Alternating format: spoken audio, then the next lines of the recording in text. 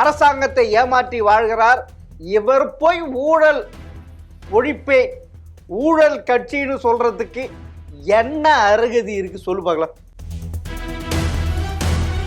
டாஸ்மார்க்கில் 50,000 கோடி ஊழல் பிளஸ் பாட்டிலுக்கு 10 ரூபாய். என்னை பேச ஏதோ ஒரு பெரிய வன்மத்தில் தான் நீங்கள் வாழ்ந்துட்டு இருக்கிறீங்கன்னு நினைக்கிறேன். 2 லட்ச ரூபாய்க்கு இவ்வளவு அடிமையாக இருக்கிறீங்கிறது எனக்கு இப்போ தான் புரியுது.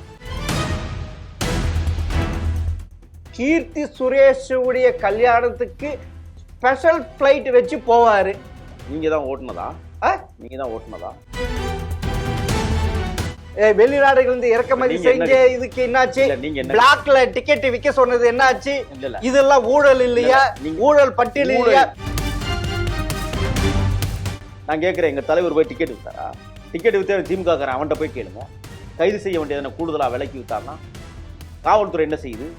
நான் கேட்குறேன், புடுங்கிக்கிட்டு இருக்கா காவல்துறை? நான் கேட்குறேன் கேள்வியை. எங்கள் தலைவர் தெளிவாக அரசியல் தளத்துக்கு வருகிறார். கொள்ளையடித்தவர்களை ஒரு கேள்வி கேட்க உங்களுக்கு துப்பு இருக்கிறதா? நான் கேட்கிறேன், 1.5 கோடி ரூபாய் நாங்க கட்டிடுறோம், 50 லட்சம் கோடி கடன் வாங்கி இருக்கிறாரு, அதை கட்டிடுவாங்களா? நான் என்ன கேட்கிறேன்னா, அந்த கட்சியில இருந்து ஒருத்தனை கூட்டி அந்த உட்கார வச்சுக்கிட்டு, ஏன்டா இத்தனை லட்சம் கோடி கடன் வாங்கி வச்சிருக்கிறீங்க 5 வருஷத்துல, துப்புள்ள இடான்னு கேளுங்க. அதாவது நீங்க எப்படி தெரியுமா இருக்கு, கீழே வீழ்ந்தாலும் மீசையில மண்ணு ஓட்டலன்ட்டு சொல்ற மாதிரி இருக்கு சார் நீங்க சொல்றது. உங்களுக்கு மீசையே இல்லை, நீங்க மீசையை பத்தி பேசிட்டு.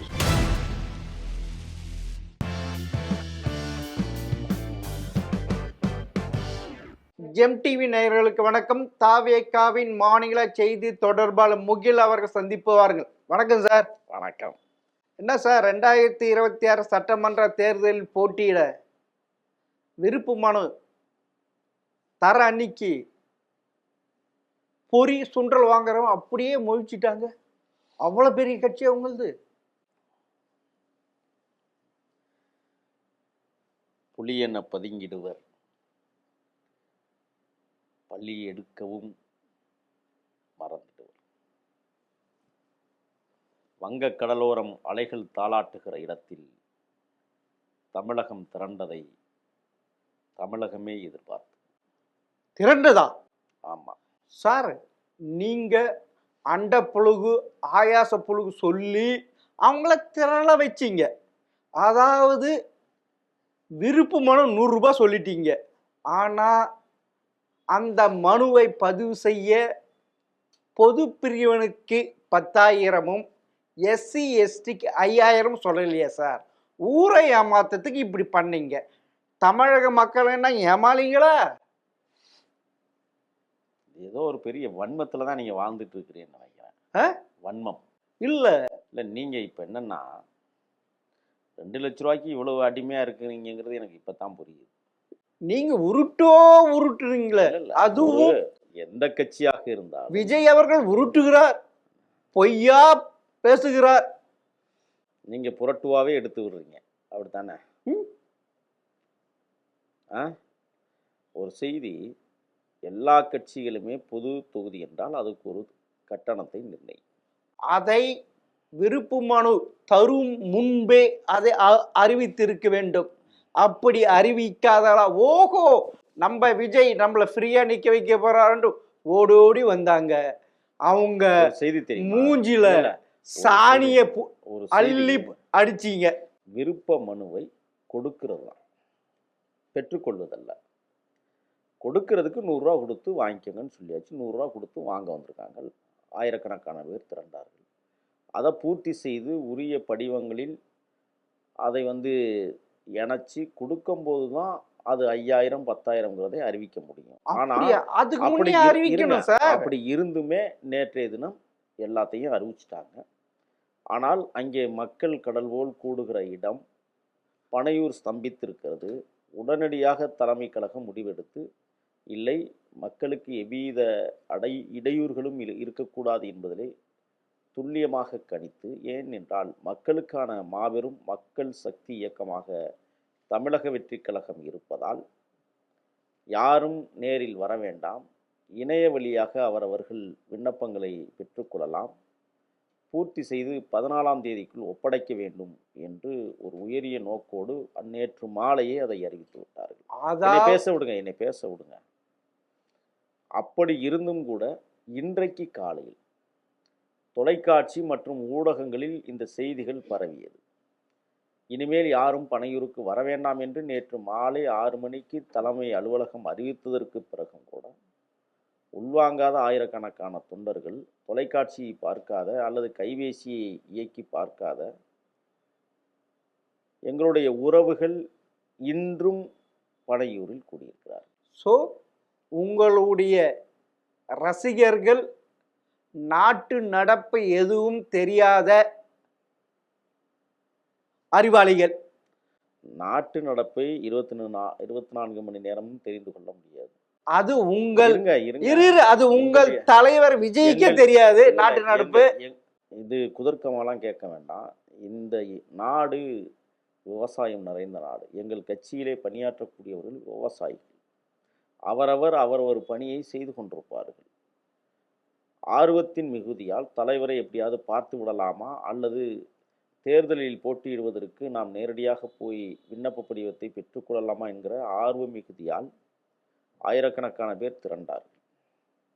எங்கள் தலைவர் சாதாரணமானவர் அல்ல என்பதை நீங்கள் 4 சுவற்றுக்குள் இருந்து கொண்டு கேள்விகளை தீர்மானித்தவர்கள்.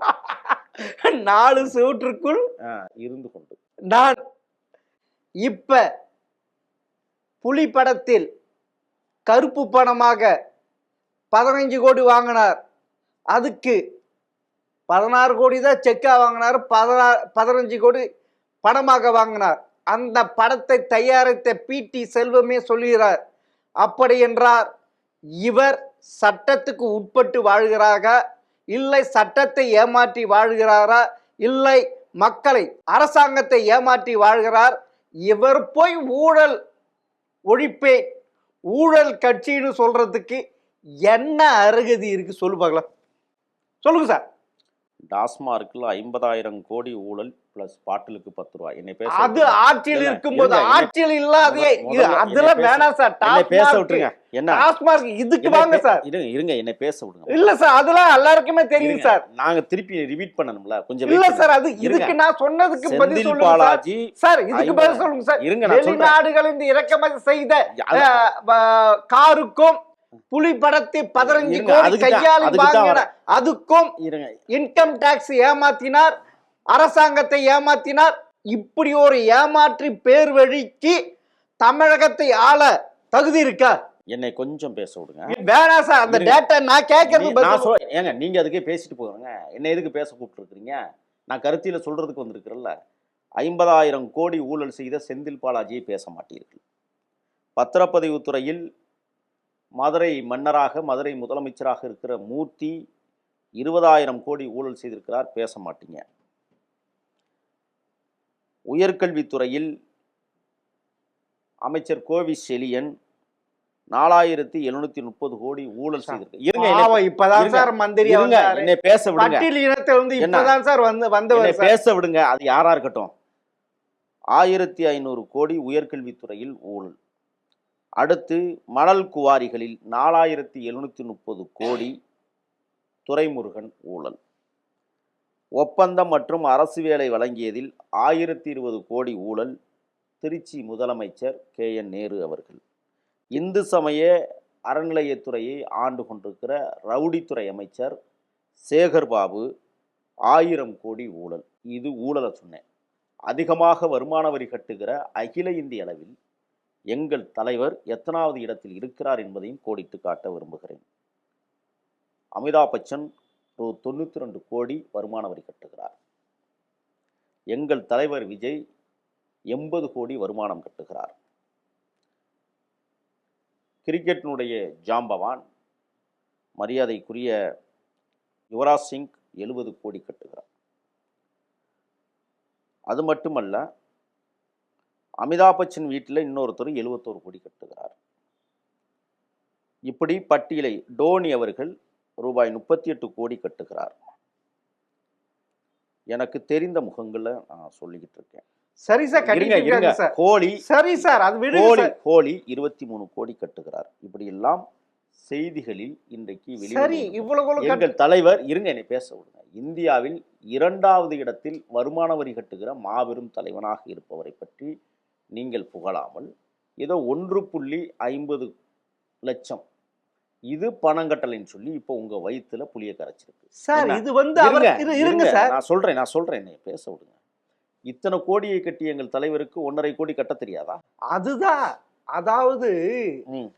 ஒண்ணு பழமொழி சொல்லுவாங்க, தாலி ரெடியா இருக்கு, தங்கம் ரெடியா இருக்கு, ஆனா தாலிக்கான அந்த சரடு சரி இல்லை அப்படின்னு சொல்லுவாங்க. அந்த கதையில இருக்கு சார் உங்க தலைவரே. என்ன? அதாவது கீர்த்தி சுரேஷுடைய கல்யாணத்துக்கு ஸ்பெஷல் ஃபிளைட் வச்சு போவாரு, அதுக்கு கோடி கணக்கில் இருக்கு. இந்த 1.5 கோடி கட்டுறதுக்கு முடியாதா? அது யாருக்கு? நீங்க வரியாக கட்டுறது மக்களுக்கு தானே. நான் ஒரு செய்தி சொல்றேன், அதான் முதவே சொல்லிட்டேன்.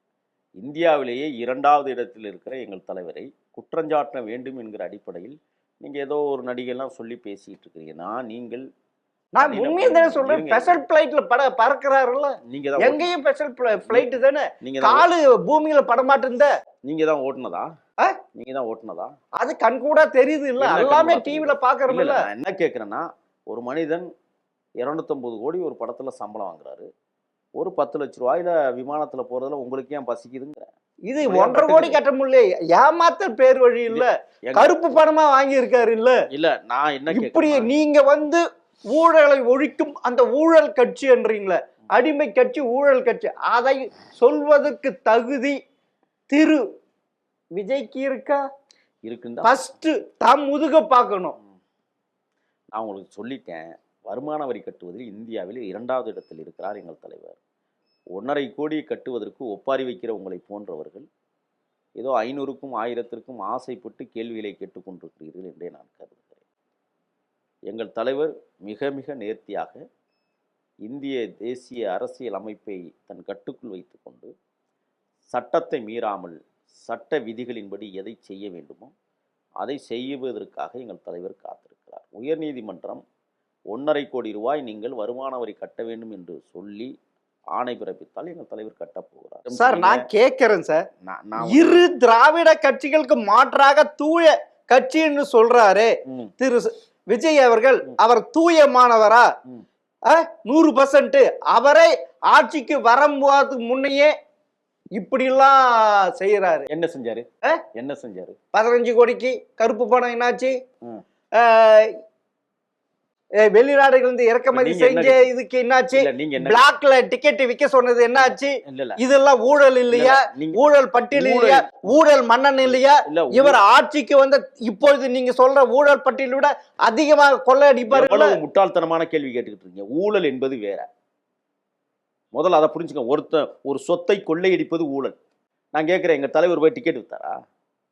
நான் கேட்கிறேன், டிக்கெட் வித்த திமுக அவன்கிட்ட போய் கேளுங்க. சட்டம் எதற்காக இருக்கிறது? கைது செய்ய வேண்டியதை கூடுதலாக விலைக்கு வித்தான்னா காவல்துறை என்ன செய்யுது? நான் கேட்குறேன், புடுங்கிக்கிட்டு இருக்கா காவல்துறை? நான் கேட்குறேன் கேள்வியை. என்ன கேள்வி கேட்குறீங்க நீங்கள்? எங்கள் தலைவர் தெளிவாக அரசியல் தளத்துக்கு வருகிறார். கொள்ளையடித்தவர்களை ஒரு கேள்வி கேட்க உங்களுக்கு துப்பு இருக்கிறதா? நான் கேட்குறேன், அண்மையில் பழனியாண்டி என்கிற ஒரு கொள்ளையாண்டி சட்டமன்ற உறுப்பினர் ரவுடிஷம் கரூரில் போய் கல்குவாரி நடத்தி பத்திரிகையாளர்களை தாக்குன உங்களை போன்ற பத்திரிகையாளரை தாக்குன. பேசுங்களேன் நீங்கள், ஏன் அதெல்லாம் பேச மாட்டேங்கிறீங்க? கொலைவெறி தாக்குதல் நடத்தி இருக்கிறார்களே, 2000 கோடிக்கு மேலே அந்த இடத்துல மட்டுமே கொள்ளையடிச்சிருக்கிறாங்களே. 55 லட்சம் முதலமைச்சர்கிட்ட கொண்டே கொடுத்துருக்கிறாரே இவர். முதலமைச்சர் கேட்க மாட்டாரா? அதை நீங்கள் கேட்க மாட்டீங்களா? நீங்கள் ஒரு பத்திரிகையாளர் தானே, பண்பட்டவர் தானே, மூத்த பத்திரிகையாளர் தானே. 1000 கோடி கொள்ளை நடந்துகிட்டு இருக்கு, அதை கேட்பதற்கு உங்களுக்கு வாய்வில்லை. எங்கள் தலைவர் வெறும் 1.5 கோடி ஏமாத்திட்டான்னு சொல்லி இவ்வளவு நேரம் நீங்க என்கிட்ட போராடிக்கிட்டு இருக்கிறீங்க. உயர்நீதிமன்றம் தீர்ப்பு சொல்லி, உச்ச நீதிமன்றம்னு ஒண்ணு இருக்கு, தெரியுமா உங்களுக்கு? இருக்கு. எதுக்கு இருக்கு? இந்த இல்ல எதுக்கு இருக்கு? தனக்கு சாதகமாக தீர்ப்பு வர அங்க வருமோன்ட்டு ஒரு நீதி. 1.5 கோடி எங்களுக்கு கட்டுவதற்கு நேரமாகாது. உண்மைத்தன்மைக்காக நாங்க கட்டணும்னு நினைக்கிறோம். போலி வழக்குகளுக்காக நாங்க போய் கட்ட வேண்டிய அவசியங்களுக்கு இல்லை. எத்தனை போலி வழக்குகளில் வந்து இன்னைக்கு உயர்நீதிமன்றம் வந்து மாறுதலாக தீர்ப்பு சொல்லியிருக்கு. நான் எடுத்துக்காட்டவா உங்கள்கிட்ட? ஸ்ரீமதி மரணத்துல பிணையில் விடுவதா வேண்டாமா என்கிற அடிப்படையில் நீதியரசர் இளந்திரையன் அந்த பள்ளி நல்ல பள்ளி, அந்த பள்ளியில் பணியாற்றக்கூடியவர்கள் நல்லவர்கள் என்று ஒரு சான்றை கொடுத்து வழக்கை ஊத்தி மூடுவதற்கான அனைத்து வேலைகளையும் செய்திருக்கிறார் ஒரு உயர்நீதிமன்ற நீதியரசர். உச்சநீதிமன்றம் அதற்கு கண்டித்திருக்கிறார். அதை பத்தி பேசுவோம் மணிக்கணக்கில். உயர்நீதிமன்றம் சொல்லிட்டா எதுக்கு உச்சநீதிமன்றம் இருக்கிறது? பொய்யான வழக்கை புனைந்து பொய்யான வழக்கை வாதாடி 15 வருஷம் கழிச்சு இன்னைக்கு உச்சகட்டத்தினுடைய மாபெரும் மகத்தான மக்கள் சக்தி இயக்குநராக இருக்கிற எங்கள் தலைவரை இழிவுபடுத்த வேண்டும் என்கிற நோக்கத்தோடு இந்த அரசு, தமிழ்நாட்டு அரசு, குறிப்பாக திருட்டு முன்னேற்ற கழக அரசு தொடர்ந்து எங்களை தீண்டிக் கொண்டிருப்பதை நீங்கள் பார்த்து கொண்டிருக்கிறீர்கள். எல்லாத்துக்கும் நாங்கள் பொய் சொல்லணும்னு நீங்க நினைக்கிறீங்களா? நான் கேட்கிறேன், 1.5 கோடி ரூபாய் நாங்கள் கட்டிடுறோம். 50 லட்சம் கோடி கடன் வாங்கியிருக்கிறாரு, அதை கட்டிடுவாங்களா? 5 லட்சம் கோடி 5 லட்சம் கோடி கடன் வாங்கியிருக்குல்ல தமிழ்நாடு அரசு. அதை கேளுங்க சார். ஏன் சார் அதை கேட்க மாட்டேங்கிறீங்க? அதுதான் நீங்க கேட்கணும். என்ன நாங்க கேட்கணும்? தலைவர் கேட்கணும். நாங்க கேட்டுக்கிட்டு ஐயா இப்படி வாங்கிட்டீங்க. நீங்க மூத்த பத்திரிக்கையாளர். நீங்க மூத்த பத்திரிக்கையாளர். ஆமா, இதெல்லாம் யாருடைய தலைவர் வெடியும். நான் என்ன கேட்கிறேன்னா, அந்த கட்சியில இருந்து ஒருத்தனை கூட்டி அந்த உட்கார வச்சுக்கிட்டு, ஏன்டா இத்தனை லட்சம் கோடி கடன் வாங்கி வச்சிருக்கிறீங்க 5 வருஷத்துல துப்புலையடான்னு கேளுங்க. ஏன்டா கடன் வாங்கி தான் ஆட்சி நடத்தணுமா? உங்களுக்கு மானம் சூடு சொரணை இல்லையான்னு கேளுங்க. நான் என்ன நீங்க கேட்க மாட்டீங்களா? நாங்க கேட்க மாட்டீங்களா? நாங்க தான் உங்களுக்கு எடுத்து சொல்றோம். எதுக்கு தமிழ்நாட்டு ஆள நோவாம நுங்க எடுத்து முதல்வர் பதவியில் அமரணுமா? சொல்லு பார்க்கலாம். யாருன்னு? விஜய் அவர்கள். மக்கள் ஏற்றுக்கொண்டால் முதல்வர், மக்கள் ஏற்காவிட்டால் தலைவர். அப்படியா? ஆமா. உங்களுக்கு என்ன இப்ப பயம்ங்கிறேன். அப்பனா விக்கிரவாண்டி நான் என்ன கேக்குறேன்னா, மக்கள் அங்கீகரிக்க தொடங்கி. இல்ல நீங்க சொல்றது இல்ல. நீங்க எப்படி தெரியுமா, இப்ப ராமாயணத்துல இந்த போர்ல இருங்க சார், ராவணன் எந்த விதமான ஆயுதம் இல்ல நிராதிபாரி நின்றாரு. அதே மாதிரிதான் 2026 சட்டமன்ற தேர்தலில் விஜய் நிக்கிறார். யாருமே கூட்டணிக்கு வரல. நிராதிபாணி சார் அவரே. இருங்க ஒரு நிமிஷம். இந்த உயர்கல்வித்துறை அமைச்சர் முதல்ல கேட்டீங்கல்ல, உயர்கல்வித்துறை அமைச்சர் அவர் பட்டியலில் இருக்கார் சார். இருங்க. திருக்குறள்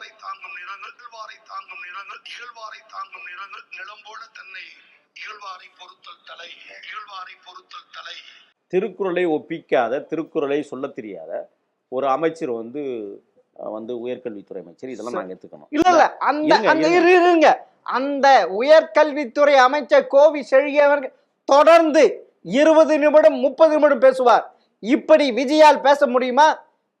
பிராம்டர் இல்லாம பேசிட்டா பேச முடியலையே. மக்களுக்கான பிரச்சனை தீர்ந்துருமா? பேச முடியலையே. நீங்க பேசிதானே மக்கள் பிரச்சனை சொல்ல முடியும். பேசிதான் நான் பேசி இந்த நாட்டை எவ்வாறு குட்டிச்சோறாக்கி இருக்கிறார்கள் என்று மீண்டும் நான் தெரிவிக்க விரும்புகிறேன். தமிழ்நாட்டில திராவிட முன்னேற்ற கழகத்துடைய ஆட்சி முதலமான உடனே இந்த நீட் தேர்வை சட்டப்படி ரத்து செய்கிற முயற்சிகளை நாங்கள் முழுமையாக ஈடுபடுவோம், அதை வெற்றி காண்போம் என்பதை நான் உறுதியோடு தெரிவித்துக் கொள்ள விரும்புகிறேன். இந்த வேணாலும் நடத்தி காட்டலாம். பெரியாருடைய மண் தமிழ்நாடு என்பதை புரிந்து கொண்டால் உங்களை ஓட விரட்டுவோமே தவிர இங்க நீட் நடக்காது. அனிதா ஆரம்பிச்சுமா இந்த 3 வருஷத்துல மட்டும் அனிதா, சுபஸ்ரீ, பிரதீபா, மோனிஷா, கோவை சுபஸ்ரீ, ரீதோஸ்ரீ, வைசியா, ஏஞ்சலினா, கீர்த்தனா, தனலட்சுமி, ஆதித்யா, மோட்டிலா, ஜோதிஸ்ரீ, விக்னேஷ் 14 குழந்தைங்க தற்கொலை பண்ணிருக்குமா? நாங்க சொல்றோம் 7 மாசத்துல கண்டிப்பா நீட் தேர்வு ரத்து செய்யப்படும். தலைவர் அறிவிச்சுட்டாங்க. 7 மாசத்துல கண்டிப்பா நீட் தேர்வு ரத்து செய்யப்படும். ஒரே ஒரு இருங்க பேசியவர்கள் நீங்க சொன்னீங்க. மாணவர்கள் மீது ஒரு நம்பிக்கை, மக்கள் நல்லா இருக்கணும், தமிழக மக்களோட உரிமைகள் படிப்போக கூடாது அப்படின்னு நினைச்சா மட்டும்தான் போதும். அது நம்முடைய தலைவர், நம்ம ஆளுமை திறன் நம்முடைய தலைவரோடு தான் இருக்கு. தமிழக மக்களாகிய உங்களுடைய ஆதரவோடு நம்முடைய தலைவர் தலைமையிலான ஆட்சி அமையும். அப்போ தமிழ்நாட்டில் நீட் இருக்காது. பழையபடி +2 மார்க் வச்சு நம்ம பசங்க மெடிக்கல் படிக்கத்தான் போறாங்க. முடியும். அதை இப்போது உங்களிடம் நான் பகிர்ந்துள்ளேன். எப்படி சார் இது என்ன option? I cannot disclose something a strategy before camera. Sir, public concern நீங்க சொல்லலாம். Sir public concern when we do that you will come to know about it. நீங்க வந்தா நீட் போய்டுமா? கண்டிப்பா போவோம் சார். எப்படி போவோம்? அதுதான் போவோம் வைப்போம். உங்க முயற்சி செஞ்சாலும் ஏத்துக்கிறது அவங்க தான். இப்ப ஏத்துக்காதவங்க அப்ப ஏத்துவாங்க. அதான் ஏத்துக்க வைப்போம். எப்படி? அதான் எங்களுடைய திறமை. டெஃபினட்டா நீட் தேர்வு தளபதி தமிழக முதல்வராக வந்தா நடக்காது. நீட் தேர்வுல விளக்கே பெற முடியலன்னா உள்ள மாணவ எழுதுறதுக்கு காப்பி அடிக்கிறதா விடுவோமா இல்லையா? நாங்க மந்திரியா இருந்தோம் கண்டிப்பா செய்வோம். சாத்தியம் பண்ணுவீங்கல்ல, அப்புறம் எல்லாம் இதுக்கு தீர்மானம் போட்டீங்க. புத்தி இருக்கா? நான் எல்லா சாத்தியமுறையும் ஆராய்ச்சிருக்கேன். நீட்டை ரத்து செய்வதற்கு சாத்தியமே இல்லை. அப்புறம் என்ன தமிழ்நாட்டில் தீர்மானம் சரி சார், இது விடுங்க சார். சரி, இருங்க. இல்ல இல்ல இப்ப எதுக்காக இதை போட்டு காட்டணும்னா, பேசி பேசி இந்த நாட்டை எவ்வளவு குட்டிச்சூராக்கி வைத்திருக்கிறார்கள் என்பதற்கு சான்றுக்காக நான் இதை காட்டுறேன். இப்ப ஏதோ ஒண்ணு இப்ப திமுகவுக்கு வாக்களிக்க கூடாது தீய சக்தின்றாரு. 2021 சட்டமன்ற தேர்தலில் மறைமுகமாக மக்களை, தன் ரசிகர்களை யாருக்கு வாக்களிக்கின்ற கருப்பு சவுப்பு சைக்கிள்ல வந்தார். அது என்ன சார்? அப்ப என்ன சார்? அப்ப திமுக நல்லது தெரியல. இல்ல இப்ப என்ன அதுல இருந்து தெரியுதுன்னு சொன்னா, எங்களுடைய தலைவரினுடைய தொண்டர்கள், தலைவருடைய ரசிகர்கள் ஓட்டு போட்டு தான் திமுக ஆட்சிக்கு வந்தது என்பதை தாங்கள் ஒப்புக்கொண்டிருக்கிறீர்கள். நெஞ்சார்ந்த நன்றிகள். சரி, இந்த ஜனநாயகம் படத்தை மிக விரைவில் ரிலீஸ் ஆவதுக்கு குறுக்கு வழியில போறாராமே. அது பட நிறுவனம் பட நிறுவனம் இப்ப இல்ல இல்ல எங்க தலைவர் நடிச்ச கடைசி திரைப்படம், அது பட நிறுவனம் பார்த்துக்கும். எங்களுக்கு அதுக்கு சம்பந்தம் இல்லை. நாங்கள் அதுல ஒரு தொழிலாளி, புரியுதுங்களா? முதலாளி பார்த்துக்குவாங்க. உங்களுக்கு ஒன்றும் தயக்கம் வேண்டாம். படம் எப்பவா இருந்தாலும் அவங்க ரிலீஸ் பண்ணி காட்டுவாங்க. படம் மிக விரைவில் திரைக்கு வரும்னு நான் எல்லோரும் எதிர்பார்க்கிறேன். மத்திய அமைச்சர் அமித்ஷாவை சந்தித்து தூதுவ அனுப்பிவிட்டார். இப்பொழுது ஏறக்குறைய சமரசமாகிவிட்டீர்கள். மத்தியில் கொள்கை எதிரி பாசிச பாஜகவையிடம் சரணடைந்து விட்டார் திரு விஜய் அவர்கள். அப்படின்னு யார் சொல்றது? அது இன்னும் விரைவில் 18 நாட்கள் இனி எந்த படத்துக்கும் சென்சார் வழங்கப்படும் என்று மத்திய துணை அமைச்சர் முருகன் அவர்கள் சொல்லியிருக்காரு. நான் என்ன கேட்குறேன்னா, ஜனநாயகன் படம் அந்த நிறுவனம் பார்த்துக்கணும்னு சொல்லிட்டேன். எங்களுக்கு அதுக்கும் தொடர்பு இல்லை. நாங்கள் அரசியல் கட்சி இயக்கம் நடத்தக்கூடியவர்கள். அதில் எங்கள் தலைவர் நடிச்சிருக்கிறாரு. படத்தை அவங்க ரிலீஸ் பண்ணுறதா வேண்டாமா என்பதை பட நிறுவனம் பார்த்துக்கும். மத்திய அமைச்சர் முருகன் தலையிடுறாரு, இல்லை அமித்ஷா எங்களை நோன்றாரு, எங்களுக்கு அது அவசியம் இல்லை. இருங்க, என்னை பேச விடுங்க. அதனால் மத்திய அரசு ஜனநாயகனை ரிலீஸ் பண்ணுவதற்கு மத்திய அரசுக்கு எந்த விதமான தார்மீக உரிமையோ கடமையோ கிடையாது. அது சென்சார் போர்டு, அது மத்திய அரசினுடைய நிறுவனம் தானே. இருங்க, மத்திய அரசு எல்லாத்திலும் அரசியல் தலையீடு இருக்கக்கூடாது என்பது உச்சநீதிமன்றம் பல வழிகாட்டுதல்களை வழங்கியிருக்கிறது. அப்போ இதுலையும் மத்திய அரசாக இருக்கக்கூடிய உங்கள் பங்காளியான பாஜக இப்படி எல்லாம் வேலையை நடத்துவாங்கன்னா அவர்கள் தனக்குத்தானே மண்வாரி தூற்றி கொண்டிருக்கிறார்கள். எங்களுக்கு அதை பற்றிலாம் கவலையே கிடையாது. ஜனநாயகன் படம் வெளியில் வரும். அதுக்கான வேலை திட்டங்கள் சட்ட ரீதியாக நடந்து கொண்டிருக்கிறது. சட்டம் தன் கடமையை செய்யும். ஜனநாயகன் தமிழ்நாடல்ல உலகம் முழுவதும் எங்கள் தலைவருக்கு மாபெரும் வெற்றி விழாவாக அது அமையும். விரைவில் அதுக்கான களம் அமைக்கப்படுகிறது. இதுல பாரதிய ஜனதாவோடு கட்டி பிடிச்சிக்கிட்டு கைகோர்த்துக்கிட்டு இருக்க வேண்டிய அவசியம் இல்லை. நீங்க இப்ப பாரதிய ஜனதா விதித்த விதியை நீங்க ஏற்றிருக்கிறார் திரு விஜய் அவர்கள். அதாவது தாவேகா எங்களுடன் காங்கிரஸ் கூட்டணி அமைக்காது, இது உறுதி அளித்து விட்டுதான் இப்ப அந்த படம் ரிலீஸ் ஆக போகுதுன்ட்டு சொல்றாங்களே. இன்னும் எல்லாரும் எந்த கட்சியோடையும் கூட்டணி இன்னும் உருவாக்கப்படலை. இருக்கிற கூட்டணி கட்சியிலே சிதறடிக்கப்படுகிற நேரம் வந்து கொண்டிருக்கிறது, சிதைந்து கொண்டிருக்கிறது. யாரும் யாரோடையும் நிரந்தரமான கூட்டணி இல்லை. இங்கே என்ன எல்லாம் கொள்கை கூட்டணியாளர்கள் இல்லை. அதனால் நான் சொல்கிறேன், அதிமுக கூட்டணியே இன்னும் அமையலை. திராவிட முன்னேற்ற கழக கூட்டணி இன்னும் தெம்பாக இல்லை. அதனால் பொறுத்துருங்க. இன்னும் 2 மாத காலம் இருக்கிறது. என்ன, சீட்டு பேரங்கள் முடிவடையவில்லை, தொகுதி உடன்படிக்கைகள் ஏற்படவில்லை. இதெல்லாம் முடிஞ்சாதான் ஒரு உறுதியான இறுதியான கூட்டணிங்கிறத அறிவிக்க முடியும். பொறுத்துருங்க. தமிழக வெற்றி கழகம் மாபெரும் கூட்டணியை அமைக்க இருக்கிறது. மகத்தான மக்கள் சக்தியோட கூட்டணி. அதாவது நீங்க எப்படி தெரியுமா இருக்கு, கீழே வீழ்ந்தாலும் மீசையில மண்ணு ஓட்டலன்ட்டு சொல்ற மாதிரி இருக்கு சார் நீங்க சொல்றது. உங்களுக்கு மீசையே இல்லையே. மீசை பத்தி அதாவது கடை விரித்தேன் கொள்வார் யாரும் இல்லை. என்ன கேக்குறேன்னா, உங்களுக்கு மீசையே இல்லை, நீங்க மீசையை பத்தி பேசிட்டு சொல்ல பழமொழி சார். அப்படி இருக்காரு சார் விஜய். நீங்க நல்லா, நாங்க ஏன் கீழே விழுகணும்? நாங்க ஏன் கீழே விழுகணும்? இல்ல இல்ல கேக்குறேன். விக்கிரவாண்டியில் என்ன சொன்னீங்க? ஆட்சியிலும் அதிகாரத்திலும் பங்கு நீங்க இப்பவும் சொல்றேன். இப்ப என்ன? இப்ப இல்ல, இப்ப ஆட்சியிலும் பங்கு அதிகாரத்திலும் எங்களுடைய இல்ல 2ஆம் ஆண்டு நிறைவு விழாவும் 3ஆம் ஆண்டு துவக்க விழாவில் நான் மக்களோடு கூட்டணி அமைத்திருக்கிறேன்றாரு. ஆமா ஆமா. சார் எப்படி சார் இருக்கு? இல்ல நான் என்ன, இப்படி ஒரு தலைவர் இருக்காரு. இருங்க என்னை பேச விடுங்க. நிலைப்பாடு என்பது மாறாதது. உங்களுக்கு கவனத்துக்கு கொண்டு வரேன். மத்தியிலும் கூட்டாட்சி, மாநிலத்தில் சுயாட்சி என்று பெருந்தகை பேரறிஞர் அண்ணா பேசினார். ஆனால் மாநிலத்திலும் கூட்டாட்சி தத்துவத்தை உருவாக்க முடியும் என்பதை முதலில் அறிவித்தவர் எழுச்சி தமிழர் விடுதலை சிறுத்தைகள் கட்சியினுடைய தலைவர் திருமா. அவர் என்ன சொன்னார், இப்போ எங்களுக்கு இப்போ அது அவசியம் இல்லை, எதிர்காலத்தில் அது தேவைப்படும்னார். அப்போ அந்த சித்தாந்தம் உயிரோடு தான் இருக்கிறது. அதே போல் தான் நாங்கள் என்ன சொல்கிறோம்னு சொன்னால், ஆட்சியிலும் அதிகாரத்திலும் பங்கு என்பது எங்களுடைய நிலைப்பாடு.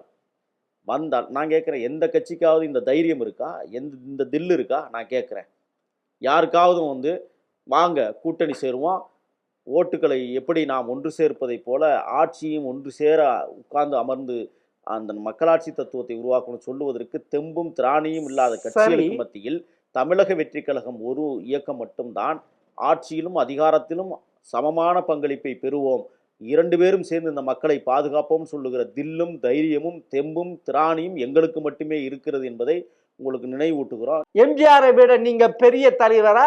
மக்களை இது அப்படியே கூட்டமா இது எந்த உலகத்தில் இருக்கிற திரு விஜய் அவர்கள்? இப்ப நான் சொல்றேன், எம்ஜிஆர் அவர்கள் இந்த 2 விரலை இப்படி காட்டினார்ல, அது எதுக்காக? நீங்க தான் சொல்லுங்களேன். வெற்றி இல்ல, வெற்றிங்கிறது எங்க கட்சியினுடைய பேர். உங்க கட்சியின் பேரா? ஆமா. அது விட இருங்க என்னை பேச விடுங்க. 35 ஆண்டுகளுக்கு முன்பே ஒரு ஞானோதயமாக புரட்சித் தலைவர் எம்ஜிஆர் அவர்கள், நான் வியை காட்டுகிறேன், வி என்றால் விஜய், 35 ஆண்டுகளுக்கு பிறகு தலைவன். என்ன சிரிக்கிறீங்க? எதுக்கு சிரிக்கிறீங்க? சொல்லுங்க சார். அன்றைக்கே தீர்மானித்திருக்கிறார், எனக்கு பிறகு ஒரு அரசியல் வாரிசு என்றால் அது விஜய் தான் என்பதை பறைசாற்றுகிற விதமாக அன்றைக்கே அவர் தீர்க்கமாக இந்த 2 விரலை வி என்கிற அடையாளத்தோடு காட்டியிருக்கிறார். அது வெற்றியையும் காட்டியிருக்கிறார், விசிலையும் காட்டியிருக்கிறார் என்பதையும் உங்களுக்கு சொல்கிறேன், விக்கிரவாண்டியையும் காட்டியிருக்கிறார் என்பதையும் நான் உங்களுக்கு பதிவு பண்ணுறேன். சரி சார், பொறுத்திருந்து பார்ப்போம். இன்னும் சட்டமன்ற தேர்தலுக்கு 100 நாட்கள் தான் இருக்கு. நீங்கள் சொல்வது போல் உங்கள் தலைவர் விஜய் அவர்கள் யாருடைய துணையும் இல்லாமல் ஆட்சி அமைக்கிறாரா என்பது தெரிந்துவிடும். மிக்க நன்றி சார். நன்றி.